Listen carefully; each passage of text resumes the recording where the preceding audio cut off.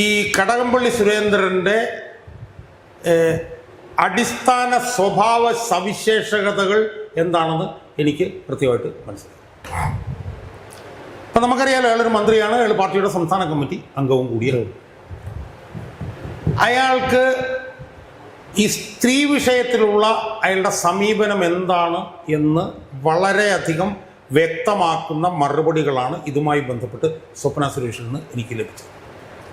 അത് വേറൊരു വീഡിയോയിൽ പറഞ്ഞുകൂടി ഞാൻ ഇയാളെക്കുറിച്ച് ചോദിച്ചപ്പോൾ അവർ തുടക്കത്തിൽ തന്നെ അവരെന്നോട് sir would you like to touch dirt എന്നും പറഞ്ഞിട്ടാണ് അവർ പറഞ്ഞത്. മാലിന്യത്തെ നിങ്ങൾ തൊടാൻ ആഗ്രഹിക്കുമോ?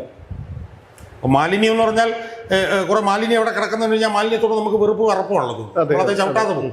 ആ മാലിന്യത്തെ തൊടാൻ നിങ്ങൾ ആഗ്രഹിക്കുമോ എന്ന് സ്വപ്ന സുരേഷ് മന്ത്രിയായിരുന്ന കടകംപള്ളി സുരേന്ദ്രനെ കുറിച്ചിട്ട് ചോദിക്കുക.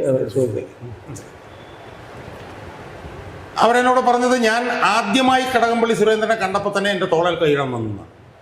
ആദ്യമായിട്ട് കണ്ടപ്പോൾ തന്നെ ഞാൻ കൈ തട്ടി മാറ്റിയത്. ഇയാളുടെ എന്തോ ഒരു ബിനാമി സ്ഥാപനമാണെന്ന് തോന്നുന്നു, അവിടെ എന്തോ ഒരു ഉദ്ഘാടനത്തിന് വന്നപ്പോൾ. അപ്പം നമ്മളപ്പോൾ അതിലൂടെ നമ്മൾ ഇയാളുടെ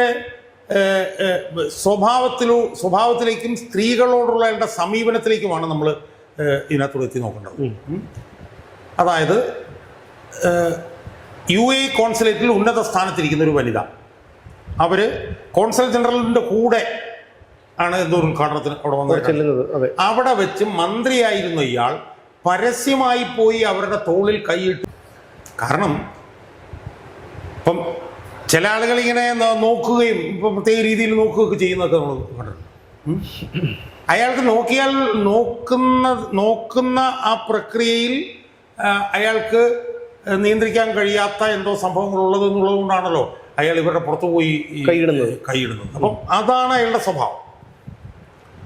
പിന്നീട് ഇവരെന്നോട് പറഞ്ഞ കാര്യങ്ങളെന്ന് പറഞ്ഞു കഴിഞ്ഞാൽ നമ്മൾ വല്ലാതെ ഞെട്ടിപ്പോകും. അയാൾ ഈ ഗണേഷ് കുമാറിനൊപ്പമൊന്നും വന്നില്ലെങ്കിലും ഏതാണ്ട് ഒരു പകുതി ഗണേഷ് കുമാർ ആണോ കടകംപള്ളി സുരേന്ദ്രൻ എന്ന് നമുക്ക് തോന്നിപ്പോകും.